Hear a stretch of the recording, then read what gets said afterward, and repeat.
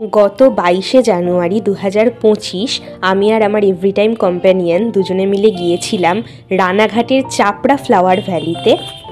আর এটা ছিল আমাদের শীত সফরের চতুর্থ পর্ব, যেটা তোমাদের সঙ্গে অলরেডি আমি শেয়ার করেছি। তোমরা যারা যারা এই ভ্লগটা দেখছো বা দেখে নিয়েছো, ভ্লগটা তাদের কেমন লাগলো তারা কিন্তু অবশ্যই জানিও আমাকে কমেন্ট করে। আর যারা এখনও ভ্লগটা দেখোনি বা এখনও তোমাদের কাছে নোটিফিকেশান যায়নি, তারা কিন্তু অবশ্যই এই ভ্লগটা এসে দেখো আর কেমন লাগলো সেটা আমাকে কমেন্ট করে জানিও।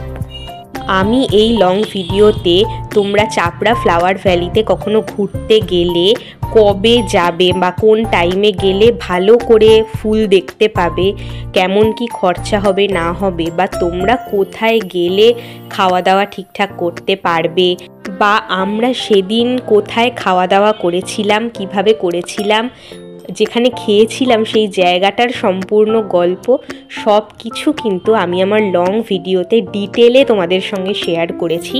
তোমরা প্লিজ ওই লং ভিডিওটা গিয়ে চেক আউট করো। খিরাইয়ে ঠিক এরকমই একটা ফ্লাওয়ার ভ্যালি আছে, হয়তো এর থেকেও সুন্দর। তবে যারা চাইছো বা চেয়েছিলে যে এই শীতে তোমরা কোনো একটা ফ্লাওয়ার ভ্যালিতে ঘুরতে যাবে, বা যারা চাইছো যে এমন একটা ফুল দেখার জায়গা যেখানে গেলে তোমাদের খরচও কম হবে আবার সময়টাও কম লাগবে, তাদের জন্য কিন্তু রানাঘাটের এই চাপড়া ফ্লাওয়ার ভ্যালি খুব সুন্দর একটা অপশান। তোমরা কিন্তু ঘুরে আসতেই পারো। আমাদেরও যেরকম হাতে সময় কম থাকার জন্যই আমরা রানাঘাটের চাপড়াকে বেছে নিয়েছিলাম খিরাইয়ের বদলে, কারণ খিরাইয়ের ডিস্টেন্সটা অনেকটা আর যাতায়াতেও বেশ অনেকখানি সময় লেগে যায়। আর এই খিরাইয়ের নাম যেহেতু সবার কাছে জানা, সেই জন্য খিরাইয়ে ভিড়ও কিন্তু প্রচণ্ড হয়, যেটা এখনও চাপড়ায় হয় না, কারণ চাপড়ার কথা এখন অনেকেই জানে না।